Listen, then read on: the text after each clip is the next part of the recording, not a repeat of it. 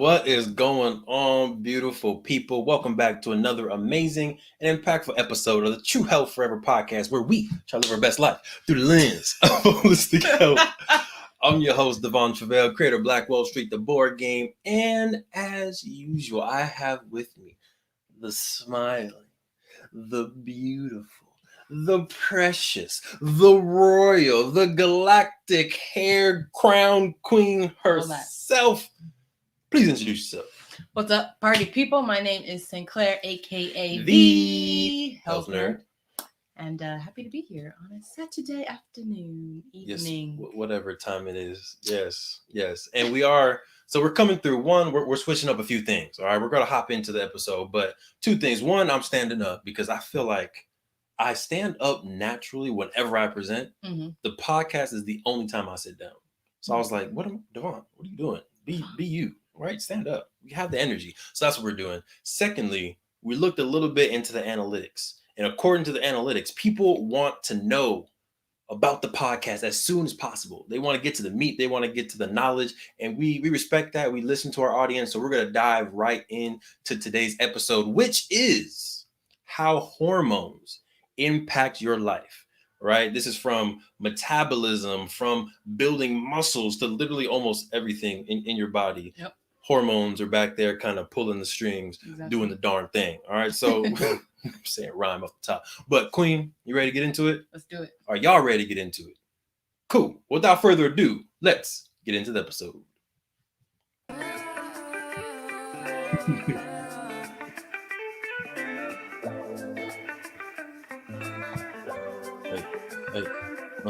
Yeah.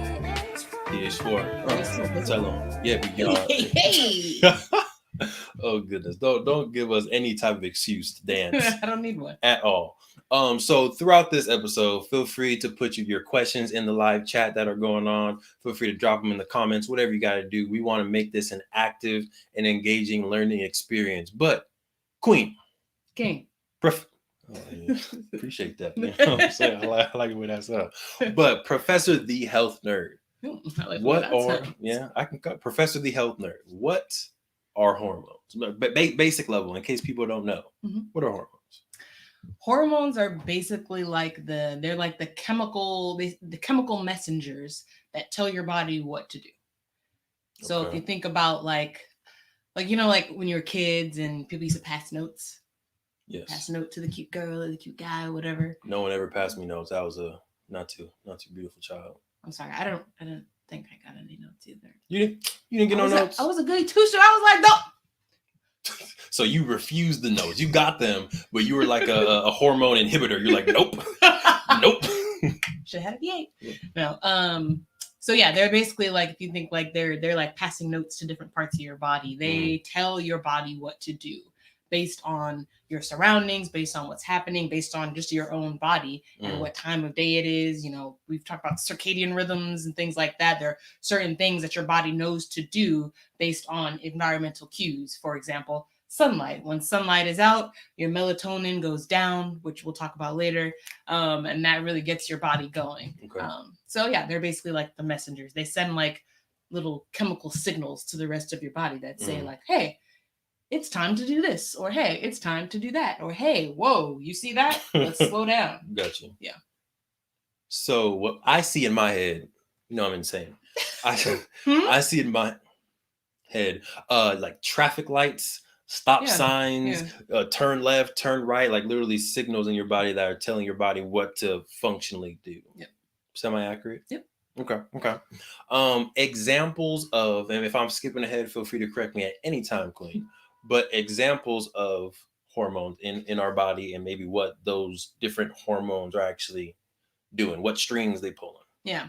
So melatonin, I already mentioned, that's a hormone. That is really good for your circadian rhythm. Your circadian rhythm is basically, again, what your body knows to do based on environmental cues. For example, sun comes out, your skin realizes it registers that the sun is out. It feels that vitamin D, feels those sun rays, and it signals to the body, hey, releases melatonin, or it actually lowers melatonin. And that's when your body, there are certain cues that happen when that happens. So it's like a cause and effect. So right, all right, sun is out, melatonin, go back to sleep, go chill, go somewhere, chill. Melatonin, go to sleep. That was funny. Oh, I didn't even.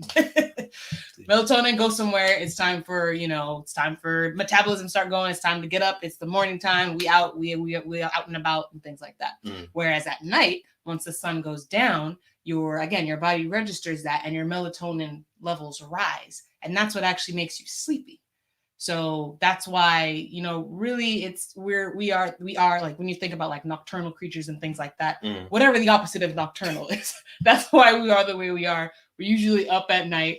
That's why, like, if you do like shift work, it can be really hard because your body literally is like this fighting its nature. Exactly. Everything in your body is saying it's time to sleep, but you got to do whatever you got to do. So yeah, that's one example.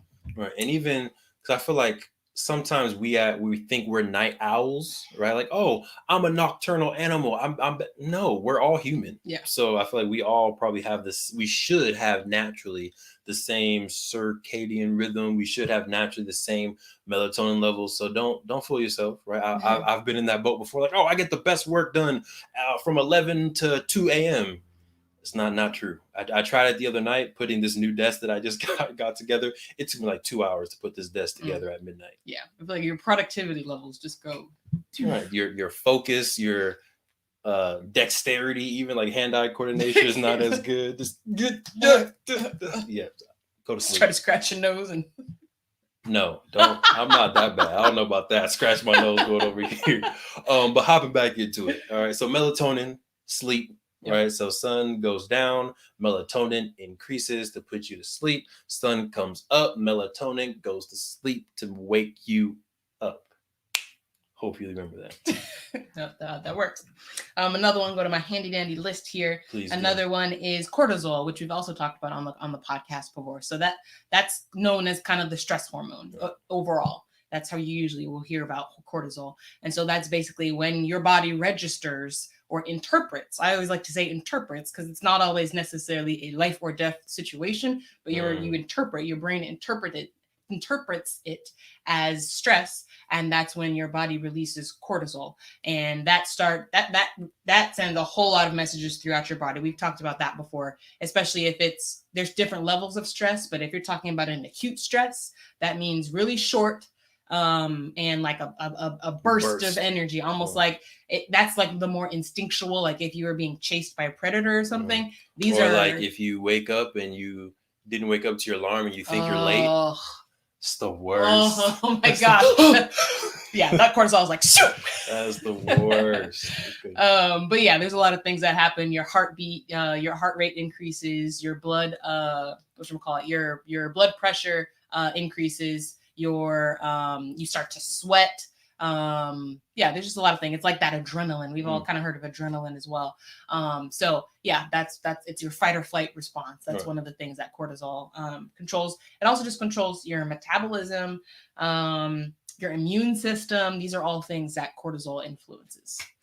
Another one, I like to mention ones we've already kind of mentioned in the podcast. So if you want more information, you go to come on back. Insulin.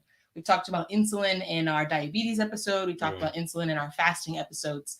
Basically, insulin is a hormone, and insulin's job is to take the glucose in your blood and deliver it to your cells. So whenever you eat carbohydrates, your body, and that it doesn't matter what the source of carbohydrates is. It can be from a piece of bread or it can be from an apple. Regardless, your body breaks that down into glucose. Now, that doesn't mean that they're equal at all, but that just means in this example, for insulin's purpose, glucose is glucose. So it breaks it down into glucose, releases it into your blood, and that signals insulin to say, hey, insulin, it's time, come and do your job, pick up all this glucose and bring it to the cells. And once it does that, it can either you bring it to the cells for immediate use, and that's more for a short-term energy, or bring it to the cells to store as fat. And that's basically saved for later. That's what your body uses that's what your body uses for energy when it doesn't think that there's going to be food coming in anytime soon. Fasting, I know this is maybe a curveball. How does fasting affect that specifically? Fasting affects that by putting you in that state when your body doesn't think that there's another meal coming. So and then it eats. Exactly. So it's like, oh, okay, I'm out of immediate fuel, right? So you're still doing things, right? Even if you're just awake laying in bed, your body is still doing things, your organs are still doing things. So you're gonna need energy. So that's when it starts to eat away at your built-in fat. Nice. Okay, I see off the top. Every time you ask me these questions, I'm like, oh, and then I know there's at least one more hormone on the list that we can talk about. And the reason why I think this one's important because it has to do with fertility. It does. It has to do with how we can multiply, be fruitful, have more amazing babies and people out there. So I found this one important. So Go ahead, Queen. Let us know what it is. This is one, and I'm surprised that I had never heard of this before. And you would think that we would know about this since it's kind of like it's the pregnancy hormone. So this is progesterone. And this is basically, as I mentioned, so I don't know if we want to go into this now, but since we can. Progesterone is basically the hormone that helps women get pregnant, not only get pregnant, but stay pregnant, if that makes sense.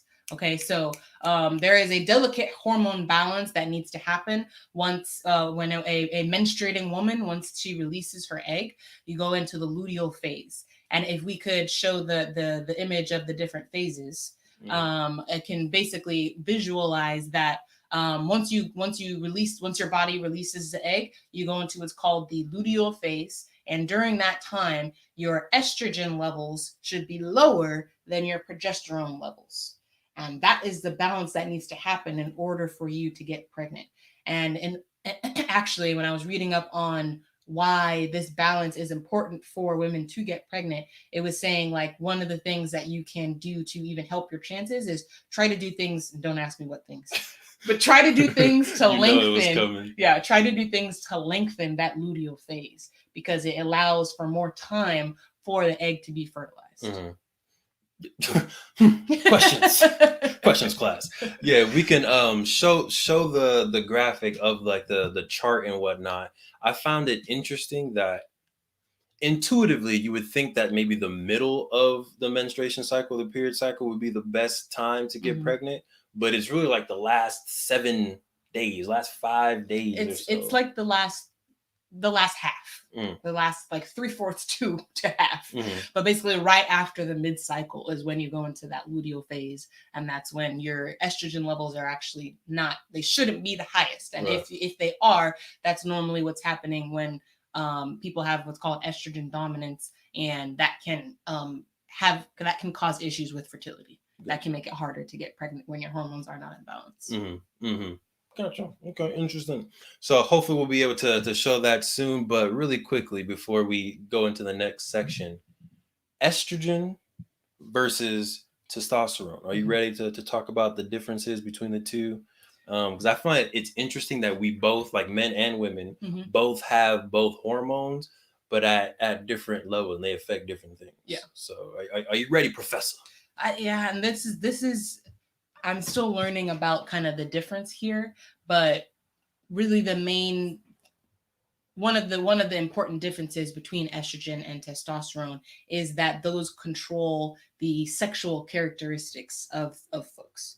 So when you think about, does it though? Because it controls hair too. Is that deemed sexual? Okay. My bad, Professor. Do you think? My bad. Do you think? Sexual, and I don't even know what to call them, like societal, like things like the gender norms on appearance. Yeah. So all of those kind of together. Gotcha. But it also had like things like breasts. The phenotypical gender expression. There you go. There you go. Come on. Right when you have a nerd moment. Right. Let's go. Nerd out. To the people that are just listening, there's a lot of excitement going on. Definitely tune in to the Truvel Forever on YouTube so you can see the excitement, but hopefully you're able to feel that energy. I was very excited. All right, Queen, go ahead, get back to it. But yeah, so things like if you have more estrogen in your body, you're more likely to hold on to fat. More estrogen usually lends itself to more fat on the body, usually lends itself to breasts, whether men or women. Interesting. Yeah. Let's see what else. Go to the handy dandy list. Muscle mass. Muscle mass is so testosterone is very good at building. It's like a building hormone. So like an anabolic. So it's building. So it helps you build muscle. Again, male, female, doesn't really matter. Testosterone helps you build muscle. So that's why it's typically easier for men to hold on to that muscle, to build the muscle, than it is for women. That don't mean we can't do it. Nope. It just means it may be a little hard. Listen, I've seen some buff women hitting it. And so are there things, is it a I'm gonna raise my testosterone and lower my estrogen? Like, do they always have to be kind of a swing, or can you raise both, lower both?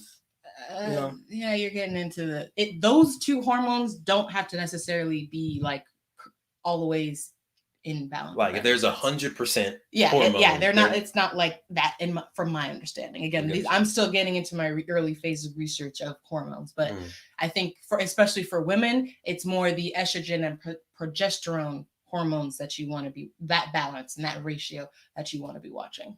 Gotcha. Okay, so in the next segment, if we're able to still show that, I like the graphic, so I want to be able to show that graphic if we can. But in the next section, we're about to get into kind of negative things that have a negative impact on your hormones, right? We just said everything's in balance. Your hormones are really controlling what your body is doing. So it's up to us, right, to kind of take control over that. If we know what we do impacts our hormones, and what our hormones are doing impacts our body, our vessel, our castle, then I think it's up to us to make sure that we are doing the right things to impact our hormones. So switching over a little bit, Queen, talk about just a few things that have a negative impact on our balances. Okay, we do have another graphic for this, you know what I'm saying? But really the top three, I won't say like top, but three of the main things that can affect your hormone balance. And one, I think the big one that I think we all we kind of underestimate is stress. Facts. So stress, not only does that affect, the whole body. Ooh, look at that. Ooh. There we go. We got the three things that cause hormone imbalance. So number one, stress. Not only are, I think, was it 50% of doctors' visits for, illnesses and things like that are stress related. So stress has a very, very big impact on not only our health, but our hormones and everything. So again, as I mentioned the stress hormone, cortisol, right? That's just one of the hormones that are kind of released when stress is registered by the body. But if you're in a chronic state of stress, your body actually does a lot of different things to regulate that. But something that happens, or something that can happen, is that you have a lot of cortisol released, right? But over time, if that stress is not going anywhere, right, your body is meant to release that cortisol, get you into that fight or flight mode so that you can come down from it. You are meant to come down from that. That's what the power of the fight or flight mode is. I'm confused on when you say get rid of it. You said get rid of the cortisol, like, so being stressed is a good thing in the sense that your body is excreting the cortisol. Is that what you meant? No. Okay, maybe rewind. Say it one more time so I can take my good scholar notes. I want to understand this because I'd be stressing sometimes. So I want to understand. I don't even know what I said. Get rid of it too. But long story short, when you are in a stressful situation, right, your body releases the cortisol. But you are meant to by get rid of it. I mean, it actually releases another hormone to fight the cortisol. To fight the cortisol, but they do have like a type of balance. To where your body is either releasing cortisol or it's releasing DHEA, and DHEA is the relaxing hormone. That's what your body releases when it's saying it's time to calm down. We're good. We're safe. We can stop running. We can, whatever. We can chill now. But if your body never registers that you are no longer in a stressful position, then a lot of those things, the characteristics that I mentioned before, your heart beating faster, your blood pressure being higher, that's happening all the time. and that can be taxing on the body, Mm. and your body can start to lose its ability to release cortisol. Gotcha. And so there are some, that's actually one of the things I'm learning right now in the health coach certification. Wait, hold on. Brag about yourself one more time. What you doing right now, Queen? Go ahead. Getting my health coach certification. And so one of the cool things about the program that I'm going through is that rather than, relying solely on just a consultation, I'll actually be able to run labs on, my clients to be able to say, this is exactly what's happening in your body. So it'll allow for a highly individualized approach. Yeah. So one of the first things that you do is test for cortisol levels, because that is there's different phases of kind of stress. Mm-hmm. Different phases. Hey. So you want to test the cortisol levels to see where they are on that phase. Gotcha. Because generally you have like the first phase, which is the healthy phase. Your hormones are doing what they're supposed to do, and then you have what they call the compensatory phase, and that's basically when your body is trying to compensate for the stress that it is undergoing. Then you have the phase where your body is further trying to compensate for the cortisol, or not necessarily the cortisol, but for the stress that your body is undergoing. Mm-hmm. And then it finally has the like exhaustion phase. Gotcha. So it seems to me, mm-hmm. and you're falling into your rabbit hole as you as the health nerd. It seems like we need to do a whole episode on stress and DHA. Because I've heard of DHA, maybe I'm misremembering, but as like the God hormone, and like it gets you naturally, quote unquote, high. It releases you, and it gives you a higher sensation. Mm-hmm. And that there's like certain like breathing techniques that you're supposed to do to initiate the release of DHA to feel that. That would make sense. Yeah. As I think the breathing techniques that you do to activate your parasympathetic nervous system, like the abdominal breathing, I imagine releases the DHA, because that's what you do to put yourself in that mode of like, it's ultimate zen. But stress is a big one. We're all dealing with that. Number two though, is what else is kind of imbalancing our hormones? Number two on the list of things that can cause hormone imbalance is poor diet. And the reason why poor diet is such a big thing is because poor diet leads to malnutrition. And I feel like when we say the word malnutrition, sometimes societally we think of like starving children in third world countries. Right, all the way on the other side. Right. But most people in America are malnutrition. Wow. Malnutrited. No. What is the word? Malnourished. Thank you. We have college degrees, I promise. Neither of them are in English. But yeah, most of America is malnourished. And that is because we have an excess of calories coming in, but a lack of actual nutrients that your body needs. So a lot of people are just consuming empty calories. Your white breads, your French fries, your your soda, your alcohol, all of those things, they taste good. They may give you a temporary feeling of satisfaction or dopamine or, all of that. Definitely the dopamine. Yeah. But they're not actually providing your body with the nutrients that it needs to do its job. So if you do that, your body goes into a state of, malnourishment. It doesn't know what to do. And so if you're thinking about what we talked about earlier, when your body takes the glucose, brings it to the cells, if it, even though you're consuming calories, if it doesn't think that, I have some nutrients that I can actually use, it's going to store it as fat. That's interesting. Right? Even though you may be eating all day, but if you're eating things that aren't actually nourishing your body, it's going to hold on to the glucose and store it as fat more likely than not, because again, it's not getting what it needs. It's just getting energy. It's just getting calories. You can't trick nature. You can't. It's very smart. Our bodies are very smart. You can't trick nature. Yeah. Something else that I found interesting in kind of the poor diet, and maybe not even poor diet, but eating meat. And I feel like I learned this from someone in the Muslim community, but they were saying how when an animal is fearful, it releases certain hormones. Just like when humans are feared or afraid, we release certain hormones. And then once you kill that animal, and then we're eating that animal, the meat still has those scared hormones in it, the fearful hormones, the anything else that may have been impacting that animal, and then we're now ingesting that into our own body, and it's affecting our own hormones as well. So that's one thing. Second, I believe, and Queen, we can do further research on this, but I believe like the more that you're eating fast food as a young child, the faster you may start puberty. Because again, it's impacting your hormones. The beef that you're eating is specifically for women, I believe, is increasing the estrogen in their body, and that's making you, become a quote unquote woman or have your puberty earlier in your life. Which I don't know if it's a good thing, don't know if it's a bad thing, but it's not necessarily 100% natural. That's all I'm saying. Yeah.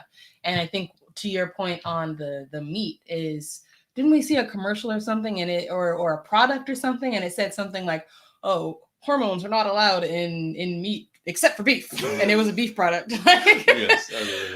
But unfortunately, and I know that it may be more of a recent thing that has become not okay, but there was a very long time where chickens, cows, I mean, cows are probably still fed hormones, and so anything that is injected with hormones, you eating that, you taking in those hormones too. And that's another thing that's causing imbalance, is just you're absorbing all of these hormones that aren't meant for you, and that so it's I watched the documentary, and I feel like watching these food documentaries are like, they're very educational, but it's like, it's hard to look at food the same after some of these.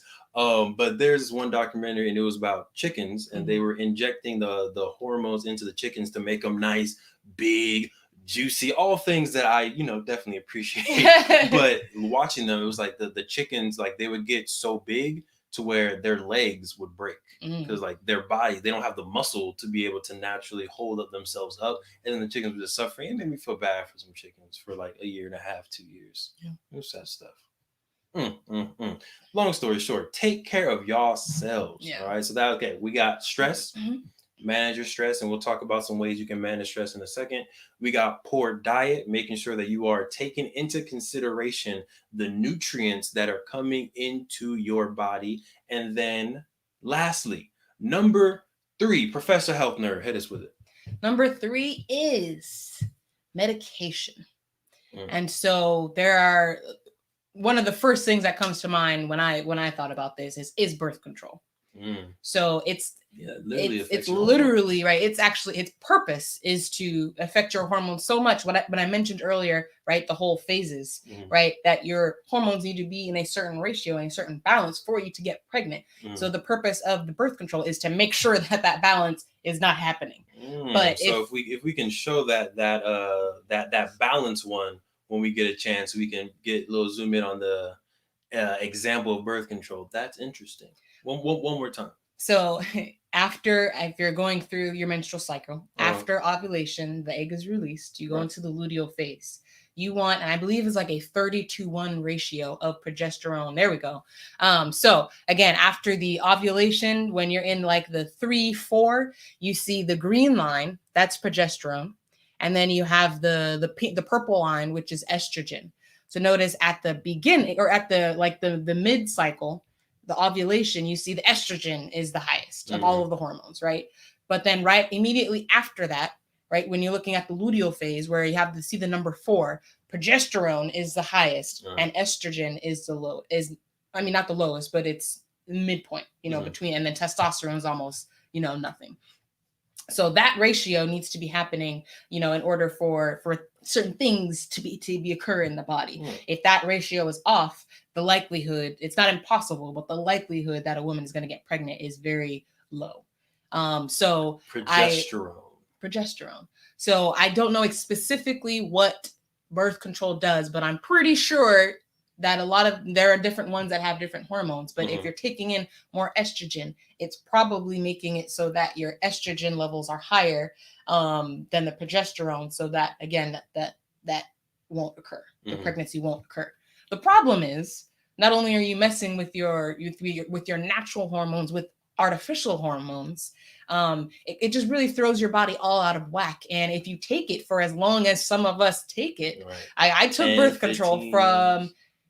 18 until a couple years ago. Mhm. And if you're taking that chronically for years and years, it's going to take a very long time for your body to be able to switch back to do what it needs to do naturally. So that's why some women, it takes years for them after they stop taking birth control to actually be able to get pregnant.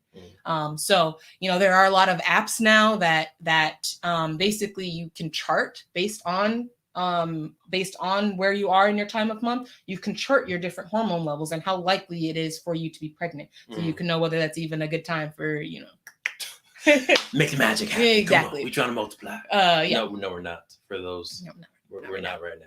But no. Someday, 5 of them, give it to me. But yeah, so that's why. And then there are also just like side effects from other medications that can also mess with your hormones. Mm-hmm. And yeah, once your hormones are in imbalance, it's they, again, for a lot of folks are estrogen dominant, which means, again, men, women, doesn't matter, both can be estrogen dominant. And that can cause its own issues, where if you're trying to lose weight and you're estrogen dominant, going to be very hard. So a lot of us, when we think about the paradigm of weight loss, we're always thinking calories. Weight loss, you have to be in a calorie deficit. You have to just expend more calories than you take in. That's not always the case. That doesn't work for everybody. And it even if it does, it may work for a short amount of time. But at the end of the day, if you're estrogen dominant, the minute you stop that calorie deficit, right, you're not going to stay. You're still estrogen dominant, so you're going to gain that weight back. So it's a delicate balance. We gotta pay more attention to the hormones. We don't talk about those enough. Right. And I feel like there is a lot of push for artificial hormones, when we can be doing a lot of things to get our hormones in balance naturally. It's a beautiful segue, Queen. I see you. You should host a podcast. All right. Thanks. So next segment, I want you to talk a little bit about things that folks can do specifically to get their hormones in line. Not sure if you have specific examples on, like, if you want to increase estrogen, do this. If you want to increase testosterone, do this. Maybe that's another episode. But just maybe general things that folks can do in order to just get some balance. Yes. So I have 3 things. First, as I mentioned, right, poor diet is, if that's can cause it, that can also be the solution. Not the poor diet, but a good diet can be the solution, right? So that's probably the number one thing that you can do to try to get your hormones back in balance. Because again, once you're feeding your body the nutrients that it needs, that triggers a whole bunch of things. It's not necessarily an A to B type of thing, where you eat broccoli and now your testosterone is gonna, it's not always like that. But you eat more fruits and vegetables, your body gets the nutrients it needs. It can actually start to do what it needs. What's that? That's the vitamin C that I need. Okay, now I'm gonna signal my body to do this to the immune system and fight. It's a whole bunch of. I feel like the cells in your body dance. Oh yeah. I feel vitamin C. I'm gonna do this. Yeah, your cells are dancing for sure, for sure. But to highlight that point, I feel like when we did the Daniel fast back in January, y'all, the amount of energy that I had was ridiculous. And I'm talking about energy to work out, energy to just talk, and hey, let's talk, let's do it. And then also just grown people energy as well. All energy was up. Yes, it was. Sorry, Queen. It's up and up and up and up. All right, so bring it back. So definitely, I think eating and for prolonged periods of time, it shouldn't just be let me do it for a day, eat this broccoli and expect some results. No, do it for a week, do a cleanse, do a fast type thing, and really see how your body feels after that fast. Yeah. All right. Number two, exercise. So again, it's not always going to be a direct correlation, but your body expects movement on a daily basis. Our bodies are meant to move. The sedentary lifestyle we live in right now, our bodies weren't built for this. This was not what it was made for. So you got to get up, you got to move. This doesn't mean you need to run 5 miles a day. This means if you do 25 to 30 minutes of low impact to high impact, really pick your poison. You can switch it up, throughout the week. Even just walking, is better than sitting on the couch all day or sitting in front of the computer all day. Even, some of our jobs demand that we, sit or be behind a computer. But there are a lot of little hacks you can do real quick. Before, I was lucky enough to get my standing desk with a little treadmill right now. But before, what I would do when I would be tired of sitting and I wanted to stand, I literally just found a cardboard box. I went around the office and I was like, and put your laptop on? Yep. I was like, you using that? Nope. Cool. Cardboard box. I put my keyboard on there, and then I have a monitor that was big enough to where I didn't need to move that. But yeah, I was just, you can make it work. You can make it work. But yeah, exercise is a good one. That just gets your body again in the mode of doing what it's supposed to be doing, what it expects to be doing. There are a whole lot of things that can happen once you do that. But also, like, there are things where, like, if you are a person who has more muscle, that itself,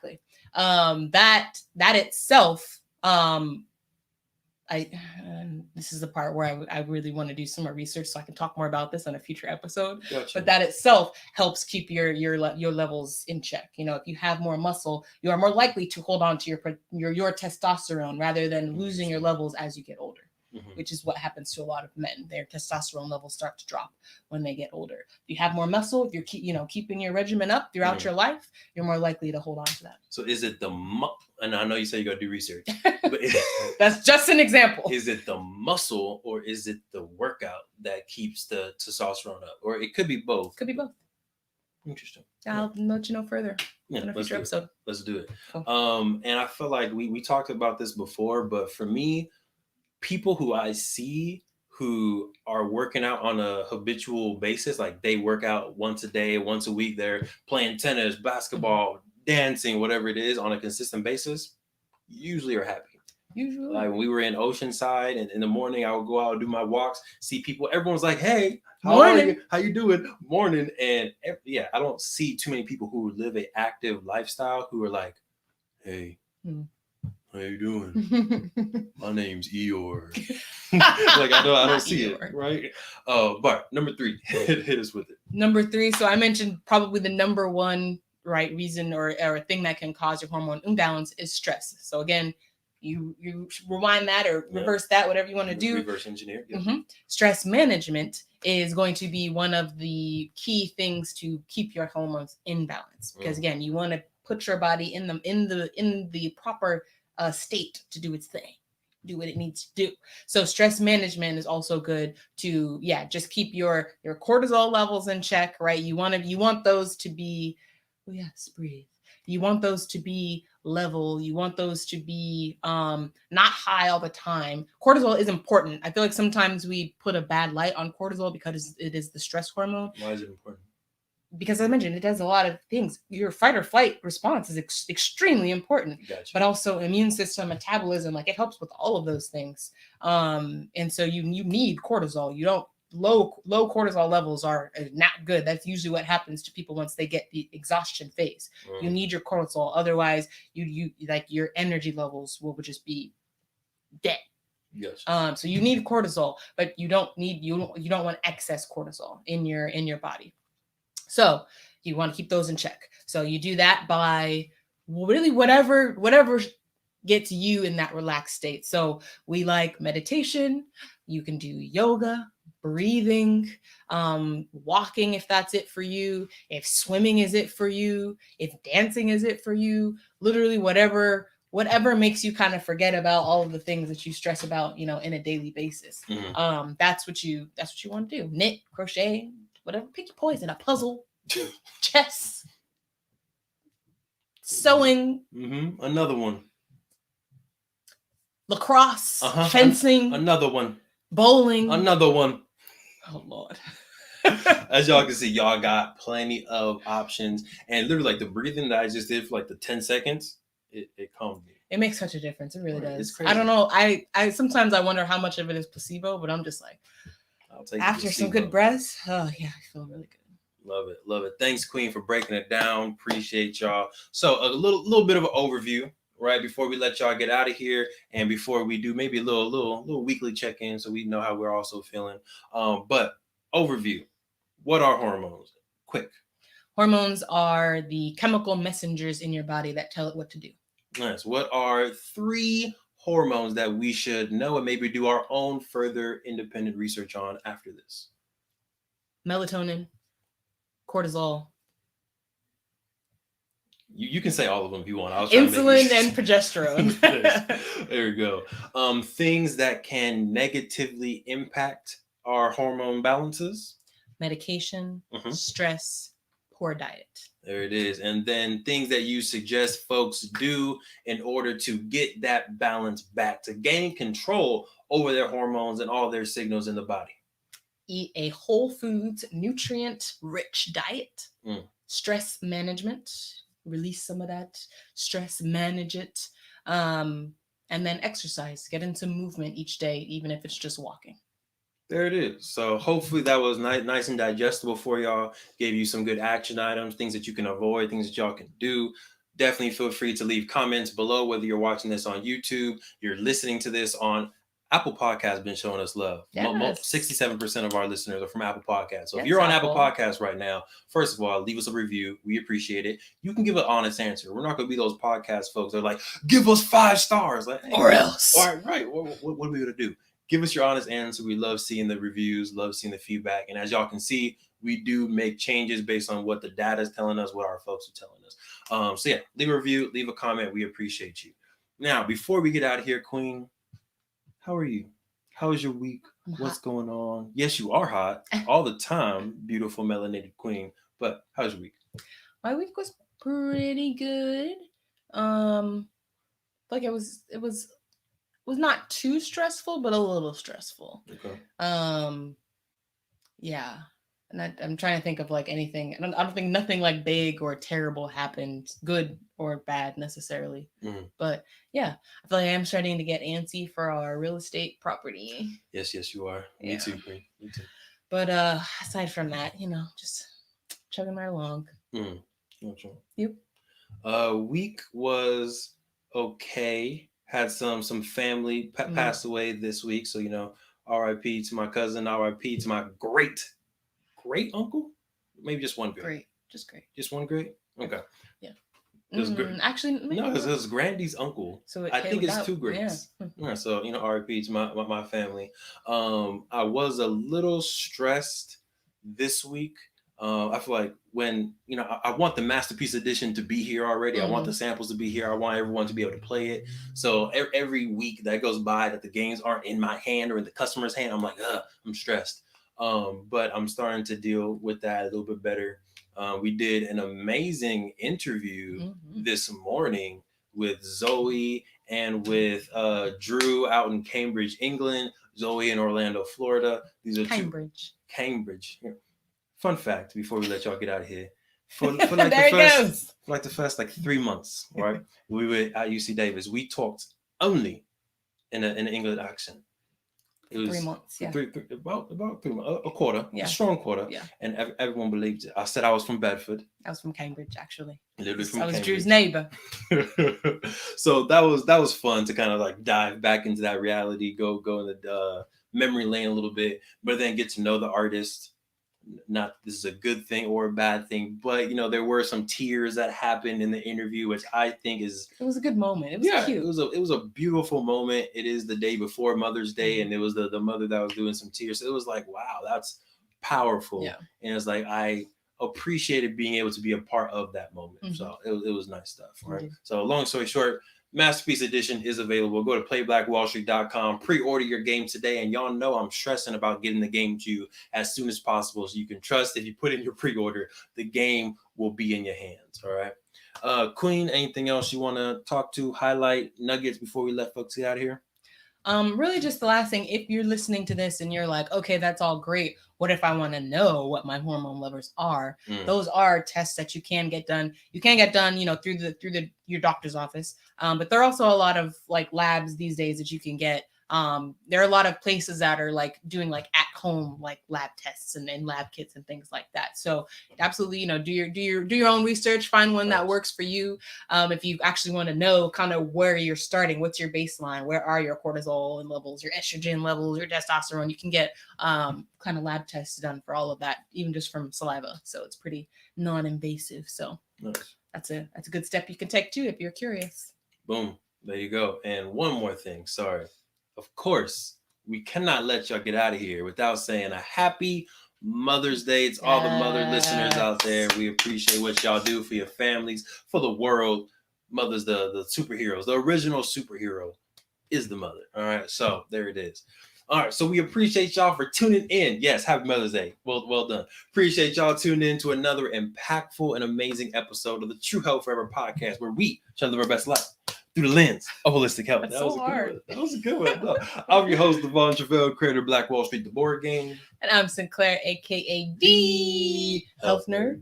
We hope y'all stay healthy. We hope y'all stay mentally wealthy. And of course, we hope y'all stay true.